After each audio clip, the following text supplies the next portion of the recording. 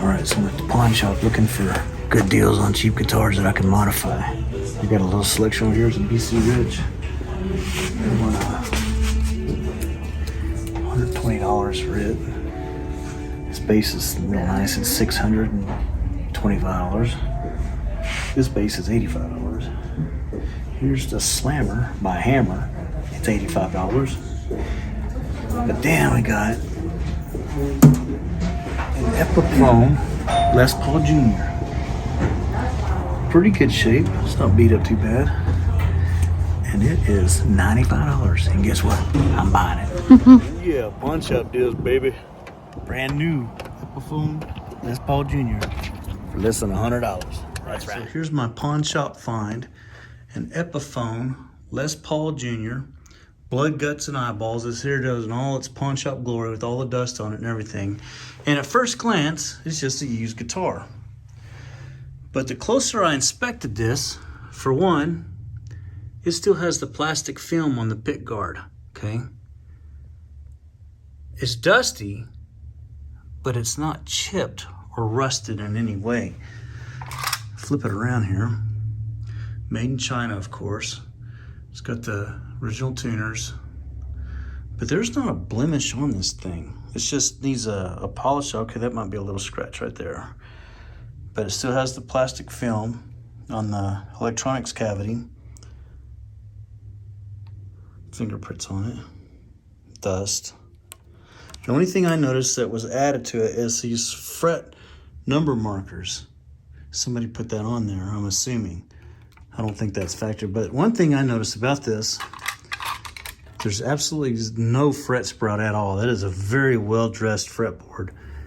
And I plugged it in already, and it was in tune actually. It was slightly off, but it was tuned a half step down. And so I tuned it up, and I've been playing it, and it really sounds good. And I'm going to show you some examples. $95 for this. I looked at it on Reverb, and the average cost for a Epiphone Les Paul Junior was about $300. Now, I do have another style, Les Paul style.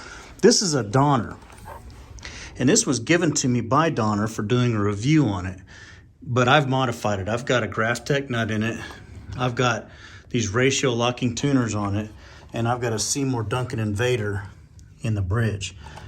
But one thing I noticed, this is much heavier than this Les Paul Junior, and it's got a neck pickup.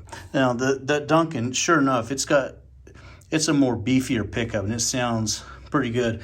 But I'm telling you, that don't sound too bad. I bought it with the intent of modifying it, but I'm gonna try it out like this for a little while before I get to swapping out parts. One thing, it doesn't have a Tone Pro style bridge on it. So I have a Graphtec wraparound that actually has intonation adjustment on this stop tailpiece.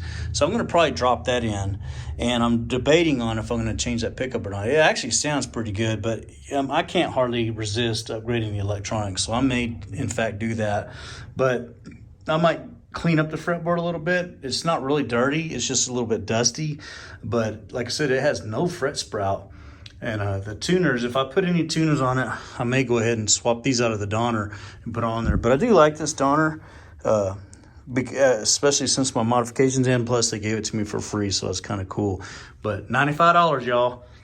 Let's see what it sounds like. All right, so I'm sitting here with my Pawnshop find, my $95 Epiphone Les Paul Junior, and it's got a bridge pickup.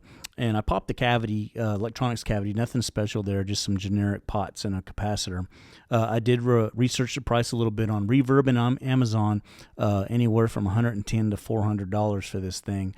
I feel like I got a really good deal simply because of the condition of it. It is virtually brand new. Like I said, it still has the plastic film on the pick guard and on the cavity cover, not a blemish on it except for one small scratch, and it is really dusty.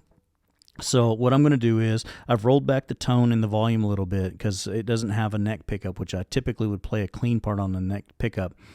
And I'm going to lay down a loop, and I'm going to improvise over the top of it.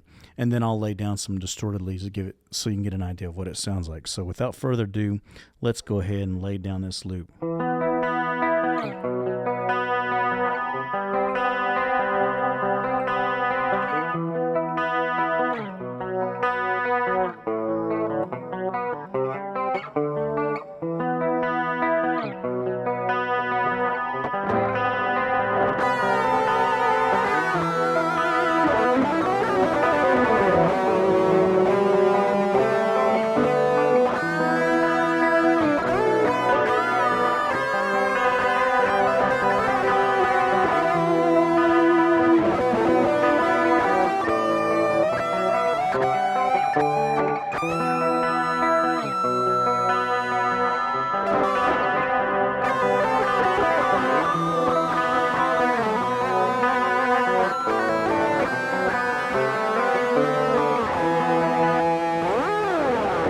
Sounds pretty good.